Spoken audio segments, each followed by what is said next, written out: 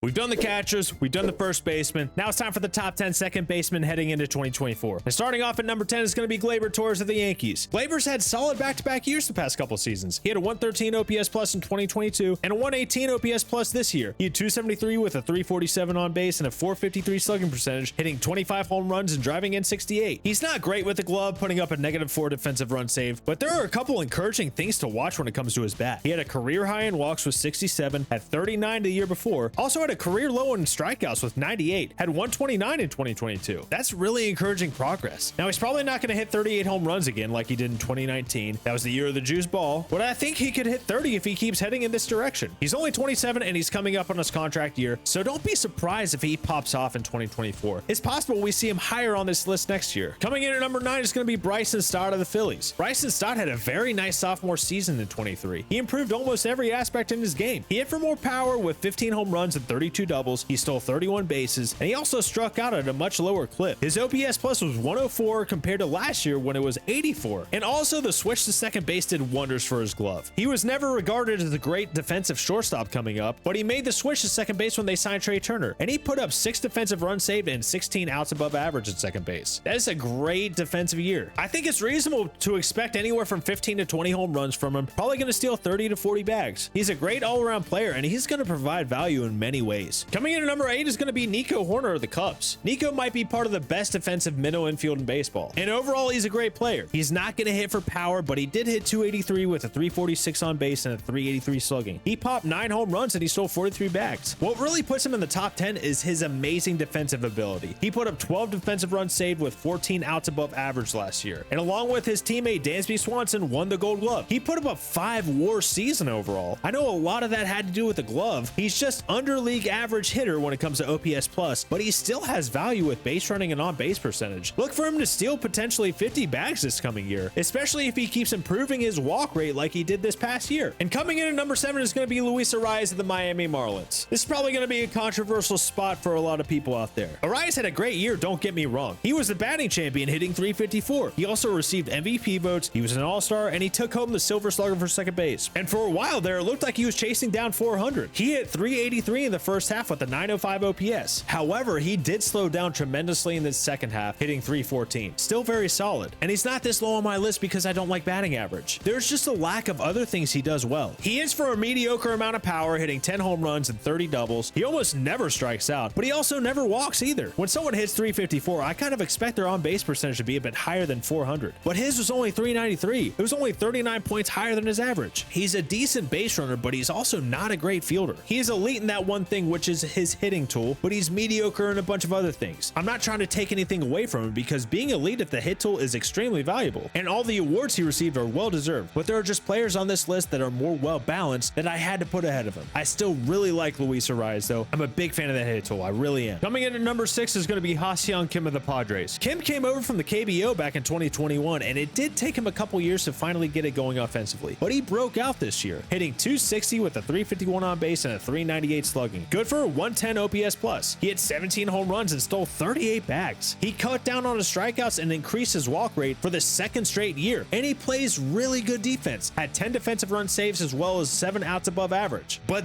this right here is the most impressive stat he has. He put up a 5.8 B-WAR season. He beat out Juan Soto, Manny Machado, Xander Bogaerts, and Fernando Tatis Jr. in WAR. That is ridiculous to me, and there's no way I would have predicted that. The only person that beat him out in WAR on his own team was Blake Snell, who won the Cy Young. Ha-Seong Kim might be one of the most underrated players in baseball, and he's definitely a top 10 second baseman. Coming in at number 5 is going to be Ketel Marte of the D-backs. Ketel has been up and down for the past several years when it comes to offensive production, and sometimes you're not really sure what you're going to get. However, this year was one of the good ones. He hit 276 with a 358 on base and a 485 slugging, good for a 128 OPS plus. He had 25 home runs, driving in 82 and scoring 94 runs. He did have a career high in strikeouts though, but he also had a career high in walks. He's a pretty solid defender at second base, and he's really versatile. You can put him at third base, you can put him in the corner outfield if you have to. And when you get the good Ketel, it's very fun to watch. It's hard to believe he's only been an all-star one time. What's keeping me from putting him higher is his career inconsistency. It feels like every good year is followed by a bad year, but I'm really hoping he can break that narrative by putting up a good season in 2024. And I think he can. Coming in at number 4 is going to be Ozzie Albies of the Braves. And it's hard to believe Ozzie Albies is only 27. It seems like he's been in the league for such a long time, and arguably arguably this is his best offensive season to date. He set a career high in home runs with 33, RBI with 109, OPS plus with 124, and slugging percentage with 513. Now he's gonna log his strikeouts and he doesn't take that many walks, but what he does at the plate is tremendous. We all know he crushes lefties. He had an OPS over 1,000 against lefties last season, and hitting righties has always been his weakness, but he improved on that quite a bit. He had a career high in OPS against righties last season with an OPS over 800. He's not as great on defense anymore, and he doesn't steal that many bags. He's not as fast as he used to be, but he's a smart base runner. Despite his weaknesses, he's still one of the best second basemen in baseball. The players ahead of him are just that good. Coming in at number 3 is going to be Jose Altuve of the Astros. Jose Altuve just keeps on doing it year after year, and he's going to keep doing it for the Astros too. He just signed a 5-year extension. He's going to be an Astro for life. I think it's a great contract for Houston as well, because he is not showing any signs of slowing down. He was out for the first half of the year last season, but when he came back, he was extremely good, hitting 311 with a 393 on base and a 522 slugging percentage, hitting 17 home runs and stealing 14 bags. This is across a span of 360 at-bats, which is really impressive to me. He is showing his age a little bit on the defensive side of the ball, but what he does at the plate is so good, and he's been consistent at it. I know the whole cheating scandal is a thing, and there's probably going to be people who will never like him. I'm personally over it, and I know there's evidence out there that he didn't even use the trash cans, but it is completely fine and understandable if you don't feel that same way. I am totally cool with that, and it's completely warranted. But if he keeps putting up the numbers that he has been the past couple seasons, he's still going to be at the top of my second baseman list. Coming in at number 2 is going to be Marcus Semien of the World Series champions Texas Rangers. Now it's hard to believe that Marcus Semien is not number 1 on this list. There's really nothing he doesn't do well. He had 276 with a 348 on base and a 478 slugging with an OPS plus of 122. He had 29 home runs, drove in 100, stole 14 bags, and he scored 122 runs. He was 3rd in the AL MVP voting, and that's the 3rd time he's been 3rd in the MVP voting. He was an all-star, and he took home the second base Silver Slugger. He led the league in hits and runs. He gets on base. He's one of the mainstays of the Texas lineup, and he also plays excellent defense. He's a former Gold Glover, and last year he put up 16 defensive runs saved and 13 outs above average. He doesn't get nearly the recognition he deserves in my opinion, but hopefully he keeps putting up these numbers, and playing on a World Series caliber team like the Rangers will hopefully change that. He is great, and I can't believe there's someone on this list that's even better than him. And that person is going to be Mookie Betts of the Dodgers. Now, once Mookie was announced as the everyday second baseman for the Dodgers, no one else had a shot at number 1. Mookie had one of the best years in baseball in 2023, and if it wasn't for Ronald Acuna Jr., he would have won the MVP. He had 307 with a 408 on base and a 579 slugging percentage, good for an OPS plus of 163. He had 39 home runs, drove in 107, and stole 14 bags. He was an all-star, a Silver Slugger, and he came in 2nd in the MVP voting. There's nothing he doesn't do well. He plays solid defense at multiple positions. He gets on base with an on-base percentage over 100 points higher than his average. You all know how much I love that. He doesn't strike out a ton for a guy who hits 40 home runs in a year. Not to mention that he is one of the most beautiful baseball savant pages that I have ever seen. I can't look away from it. It's like a train wreck, except in a good way. And in my opinion, he would be a Hall of Famer if he retired today. He's almost at 65 career B-WAR, and he's only entering his age 31 season, so he's still very much in his prime. There is absolutely no reason he can't do it again. This was absolutely the hardest rankings to make so far. I'm really hoping it doesn't get any harder than this, but there's a solid chance I'm wrong. Also, comment down below where I messed up and what you would change about this list. Like the video if you like the video, subscribe if you want more, and I will see you next time.